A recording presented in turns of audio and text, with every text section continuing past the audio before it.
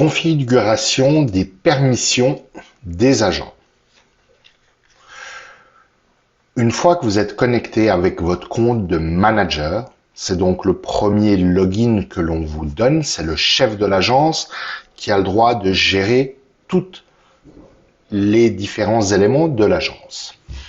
Une des premières étapes, c'est évidemment de créer vos agents, mais l'intérêt ici, on va regarder les rôles que l'on a donnés à chacun des agents. Vous voyez que ce compte avec lequel je suis connecté a un rôle d'un groupe manager. On peut regarder une autre personne, on peut regarder une autre personne. Cette personne est un agent. Le manager peut gérer l'agence, ses paramètres. L'agent va gérer ses propriétés. Vous avez la possibilité, en tant que manager, de créer un nouveau groupe. On va dans l'onglet Paramètres, Permissions.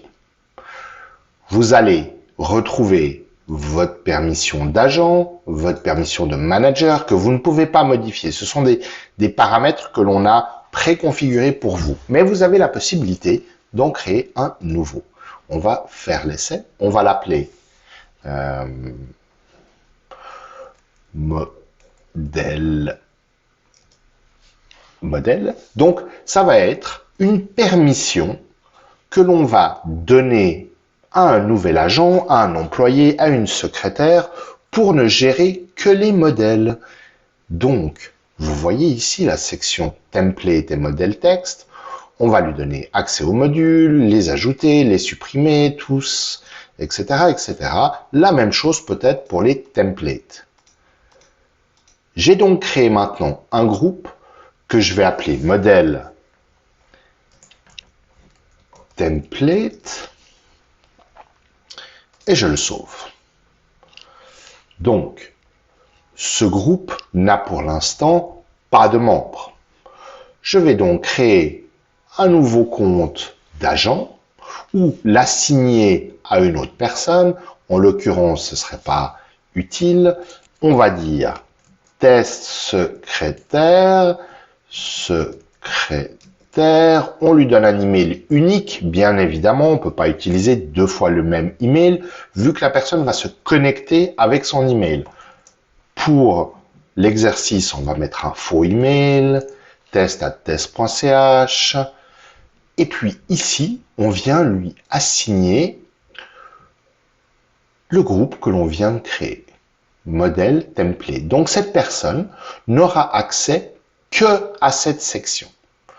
On lui met un mot de passe, test, 1, 2, 3, 4, 5, test, 1, 2, 3, 4, 5. Je valide mon inscription. Ah, on voit que justement ce compte existe déjà. Je valide mon inscription. Je dois rajouter mon mot de passe parce qu'il ne se raffiche pas.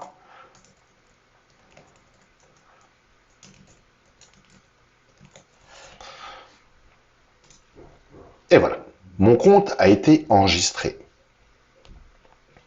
Je vais faire une petite manipulation maintenant. On va se déconnecter. Je vais me connecter. Alors, ça, c'est une fonction auquel vous n'avez pas accès, mais moi, j'ai accès. Ma secrétaire, je vais pouvoir me connecter comme ma secrétaire, voilà.